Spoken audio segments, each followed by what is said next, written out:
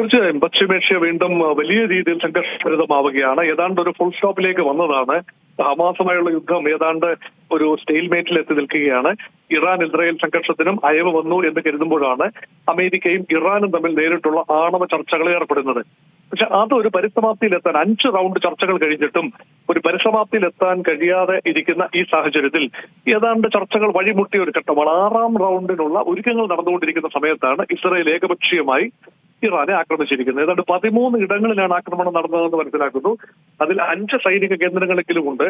Hussain Salami, അദ്ദേഹം IRGCയുടെ ചീഫാണ്. അതുപോലെ സൈനിക മേധാവിയെയും IRGC മേധാവിയെയും കൊലപ്പെടുത്തുകയും അതുപോലെ നഥാൻസ് ന്യൂക്ലിയർ ഇൻസ്റ്റലേഷൻ ആക്രമിക്കുകയും ഒക്കെ ചെയ്തപ്പോൾ വൻ എസ്കലേഷൻ തന്നെയാണ് ഇസ്രായേലിന്റെ ഭാഗത്തുനിന്ന് ഉണ്ടായിരിക്കുന്നത്. അതിന് സ്വാഭാവികമായ തിരിച്ചടി ഇറാന്റെ ഭാഗത്തുനിന്ന് ഉണ്ടാകും എന്നത് ഉറപ്പാണ്. അത് മാത്രമല്ല, ഇസ്രായേൽ പറഞ്ഞിരിക്കുന്നത് ഇതൊരു വേവ് ഓഫ് അറ്റാക്ക് ആണ്. ഇതാദ്യമായി ഈ ഓപ്പറേഷൻ റൈസിംഗ് ലയൺ എന്ന കോഡ് നാമം പേർന്ന ഈ ആക്രമണം ഓപ്പറേഷൻ സിന്ധൂർ എന്ന് പറയുന്ന ഒരു തുടർ പദ്ധതിയാണ് എന്ന് നരേന്ദ്രമോദി പറയുന്നതിന് സമാനമായ രീതിയിലാണ് ഇതൊരു തുടർ പ്രക്രിയയാണ്. ഇറാന്റെ ഭാഗത്തു നിന്നുള്ള ത്രെട്ട് അവസാനിക്കുന്നത് വരെ ഈ ആക്രമണം തുടരുമെന്ന രീതിയിലാണ് ഇസ്രായേൽ ഇപ്പോൾ സംസാരിച്ചിരിക്കുന്നത്. അതുകൊണ്ട് തീർച്ചയായും ആക്രമണത്തിന് ഇപ്പോൾ ഇത് പൂർണ്ണമായി ശമനം വന്നു എന്ന് പറയാനാവില്ല. അറ്റാക്ക് ആൻഡ് കൗണ്ടർ അറ്റാക്ക് ഉണ്ടാകാൻ തന്നെയാണ് സാധ്യത. എണ്ണവില വലിയ രീതിയിൽ ആ ഭാഗത്ത് കുതിച്ചു വരികയും ലോക വിപണികളെ തന്നെ തകിടം മറിക്കുകയും ചെയ്യുന്ന അന്തരീക്ഷം ഉണ്ടായിരിക്കാം. സ്വർണ്ണവില കൂടിയിരിക്കുന്നു. അതുപോലെ ഓഹരി വിപണികൾ ലോകത്താകമാനം തകർന്നുകൊണ്ടിരിക്കുന്നു. ഇതെല്ലാം തന്നെ വലിയ കലാമിറ്റിയിലേക്കാണ് നീങ്ങുന്നത്. നിലവിൽ ഈ ഒരു സാഹചര്യത്തിൽ അമേരിക്കയുടെ ഒരു നിലപാട് അത് തന്നെയാകുമോ നിർണായകമാവുന്നത്? നേരിട്ട് ഈ ഒരു ഘട്ടത്തിൽ അറിവില്ല പങ്കില്ല എന്ന് പറയുമ്പോഴും അത്തരത്തിലൊരു അമേരിക്കയുടെ ഒരു നേരിട്ടുള്ള ഇടപെടലോ അല്ലെങ്കിൽ അറിവോ ഇല്ലാതെ ഇസ്രായേൽ ഇത്തരത്തിലൊരു ആക്രമണത്തിന് മുതിരുമെന്ന് കരുതാമോ? ഒപ്പം തന്നെ ഇറാൻ അമേരിക്കയുമായി ആണവ കരാറിൽ ഏർപ്പെടാനിരിക്കുന്ന ഘട്ടം കൂടി ആയിരുന്നല്ലോ. അപ്പോൾ ഇനി ഇറാന്റെ ഒരു നിലപാട് എങ്ങനെയായിരിക്കും? അത് എത്രത്തോളം നിർണായകമാണ്?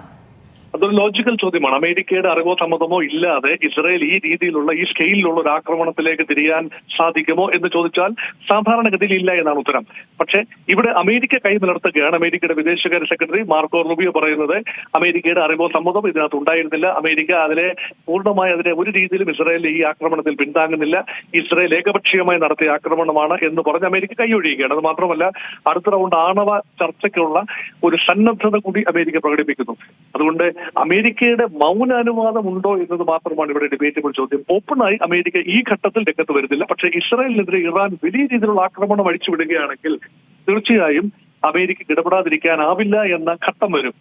ഈ സംഘർഷം മറ്റ് രാജ്യങ്ങളിലേക്കൂടെ വ്യാപിക്കുന്ന അന്തരീക്ഷം ഉണ്ടായാൽ ഒരുപക്ഷെ അമേരിക്കയുടെ ഇൻവോൾവ്മെന്റ് മധ്യപൗരസ്ത്യ പ്രദേശത്ത് ഒരിക്കലൂടെ ഉണ്ടാകും. അപ്പൊ ട്രംപ് എല്ലാ യുദ്ധങ്ങളിൽ നിന്നും മാറി നിൽക്കുന്നു എന്ന നയം മാറ്റിക്കൊണ്ട് എല്ലാ യുദ്ധങ്ങളിലും ഇടപെടുന്നു എന്ന നയത്തിലേക്ക് അമേരിക്കയുടെ പോളിസി തന്നെ മാറാനുള്ള സാധ്യതയുമുണ്ട്. അതുകൊണ്ട് ആത്യന്തികമായി ഇസ്രായേലിനെ എപ്പോഴും സംരക്ഷിക്കുന്ന നിലപാട് തന്നെയാണ് അമേരിക്ക സ്വീകരിക്കുന്നത്. അത് ഈ എപ്പിസോഡിലും അതുപോലെ തന്നെ സംഭവിക്കാനാണ് സാധ്യത ആത്യന്തികമായി.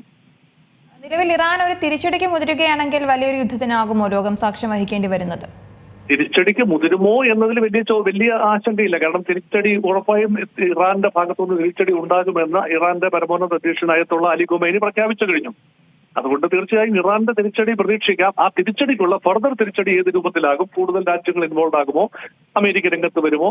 ഇസ്രായേലിന്റെ ആക്രമണത്തിന്റെ തോത് എന്തായിരിക്കും? ഇനി ആണവായുധങ്ങൾ പ്രയോഗിക്കപ്പെടുമോ? മുതലായ കാര്യങ്ങൾ വലിയ ആശങ്കയാണ് ഉയർത്തുന്നത്. ഏറ്റവും പുതിയ വാർത്തകളും വിശേഷങ്ങളും വിരൽത്തുമ്പിലറിയാൻ സീ മലയാളം ന്യൂസ് എല്ലാ ഡിജിറ്റൽ പ്ലാറ്റ്ഫോമുകളിലും ലഭ്യം.